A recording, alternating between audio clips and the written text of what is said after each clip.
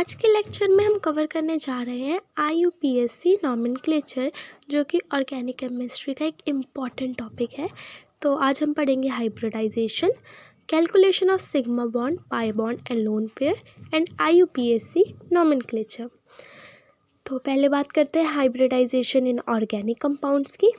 तो हमें एक चीज़ ध्यान रखनी है कि अगर दो कंपाउंड के बीच में सिंगल बॉन्ड है तो वो सिग्मा बॉन्ड है। अगर डबल बॉन्ड हो जाएगा तो पहला सिग्मा दूसरा पाई बॉन्ड, और ट्रिपल बॉन्ड है तो पहला सिग्मा और बाकी दो पाई बॉन्ड्स हो जाएंगे।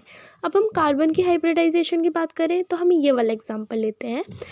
तो अब पहले तो ये बात देखिए कि बीच वाले कार्बन के पास दो सिग्मा बॉन्ड है ना। एक आपको लेफ़्ट साइड दिख रहा है, एक राइट साइड दिख रहा है, तो इसके पास टोटल 2 बॉन्ड्स हैं।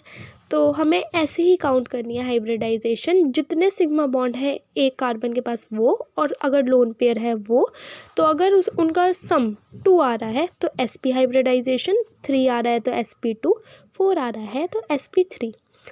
तो अब फर्स्ट वाले कार्बन की हम हाइब्रिडाइजेशन देखें तो 3 तो उसके सिग्मा बॉन्ड्स है हाइड्रोजन के साथ और एक सिग्मा बॉन्ड है कार्बन के साथ, तो टोटल 4 बॉन्ड्स वो बना रहा है।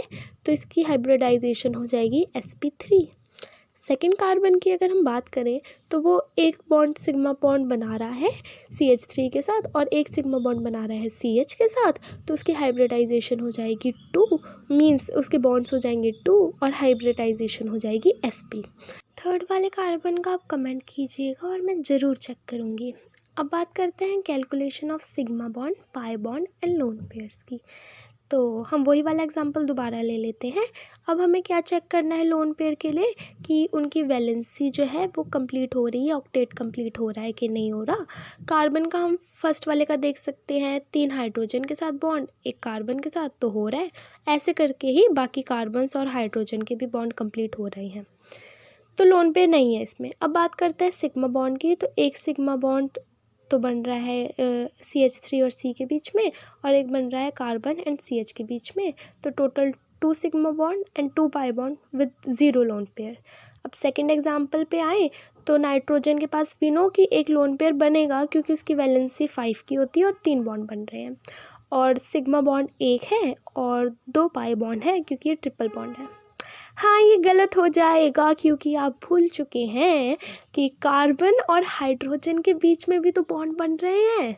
हाँ, तो ये बात नहीं भूलनी एग्ज़ाम में कि आप सिर्फ बॉन्ड्स को देखेंगे तो वो गलत हो जाएगा। आपको ये भी देखना है कि कार्बन और हाइड्रोजन में भी तो बॉन्ड बन रहे हैं, तो फर्स्ट में हमारे पास हो जाएंगे 6 सिग्मा बॉन्ड और सेकंड में हमारे पास हो जाएंगे 2 सिग्मा बॉन्ड, और बाकी सेम रहेंगे। और इस चीज़ को बिल्कुल मत भूलिएगा, ना एग्ज़ाम में और ना वैसे। अब हम बात करते हैं IUPAC की। तो IUPAC हम यूज़ करते हैं कंपाउंड्स को नेम करने के लिए। तो इसके रूल्स होते हैं कि पहले आएगा prefix 2, then prefix 1, then word root, then आएगा सफिक्स 1 एंड देन आएगा सफिक्स 2। तो ये सब क्या होता है हम डिटेल में जानेंगे। बेटर अंडरस्टैंडिंग के लिए हमने ये वाला एग्जांपल ले लिया है, और जैसा कि आपको दिख रहा है कि मिडल वाली चेन लॉन्गेस्ट है, उनमें ज़्यादा कार्बन है, और जो साइड पे लगे हैं वो हम ब्रांच कह सकते हैं। तो जो लॉन्ग चेन है उसको हम पेरेंट चेन भी कहते हैं, और ये कंटेन कर रही है 4 कार्बन्स को, और 4 के लिए हमारे पास वर्ड है ब्यूट। और जो साइड पे लगे हैं वो हमने कहा कि हम ब्रांच कह सकते हैं उसको। जो ब्यूट है वो है वर्ड रूट, और जो ब्रांच है या सब्सटीट्यूएंट भी कह सकते हैं वो है प्रीफिक्स 2। तो अब ये सब हम डिटेल में देखते हैं कि प्रीफिक्स 2 क्या होता है, ब्रांच या सब्सटीट्यूएंट। प्रीफिक्स 1 क्या होता है, साइक्लो। जैसे कि आपकी कार्बन कंटेनिंग चेन अगर क्लोज्ड है तो हम साइक्लो यूज़ करेंगे, अदरवाइज हम ये स्किप करेंगे। वर्ड रूट होता है नंबर ऑफ कार्बन्स। सफिक्स 1 में आता है हमारे पास नंबर ऑफ बॉन्ड्स, अगर सिंगल बॉन्ड है तो एन, डबल बॉन्ड है तो इन, ट्रिपल बॉन्ड पे आइन। सफिक्स 2 पे हमारे पास आता है functional group. Functional group, substituent, branch, ये सब हम डिटेल में देखेंगे। अब हम इसकी नेमिंग कर लेते हैं। तो जैसा कि अगर आपके पास एक ग्रुप दिया है तो अगर वो प्रीफिक्स 2 में यूज़ होगा तो उसका ये नाम होगा, और सफिक्स 2 में यूज़ होगा तो ये नाम होगा। मैं पहले ही बता दूँ, ये सब मतलब ये सारे नहीं हैं, सारे के लिए आपको बुक रेफ़र करनी पड़ेगी। वर्ड रूट की अगर हम बात करें तो एक कार्बन के लिए हम यूज़ करते हैं मेथ, 2 के लिए एथ, 3 के लिए प्रॉप एंड सो ऑन। अब हम एग्जाम्पल लेते हैं एक।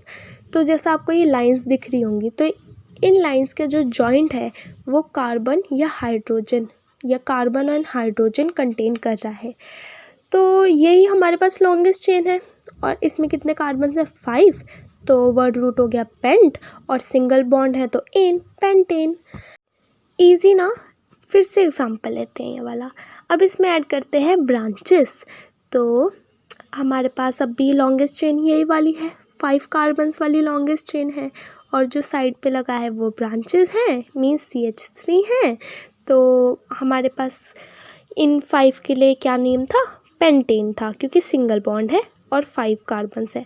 और हमें ये बात देखनी है कि वर्ड रूट से पहले प्रीफिक्स 2 आता है, सब्सटीट्यूएंट्स, जो कि है CH3 एंड CH3। 2 पोजीशंस पे है, 2 और 4 पे। तो 2, 4 डाई, बिकॉज 2 है मिथाइल। तो हमने डाई मिथाइल पेंटेन में D कैपिटल लिखना है और P को हम स्मॉल कर देंगे। तो आज के लेक्चर के लिए इतना ही था। कॉम्प्लेक्स कंपाउंड्स के हम नेक्स्ट लेक्चर में पढ़ेंगे। पसंद आया तो सब्सक्राइब कीजिएगा। Thank you.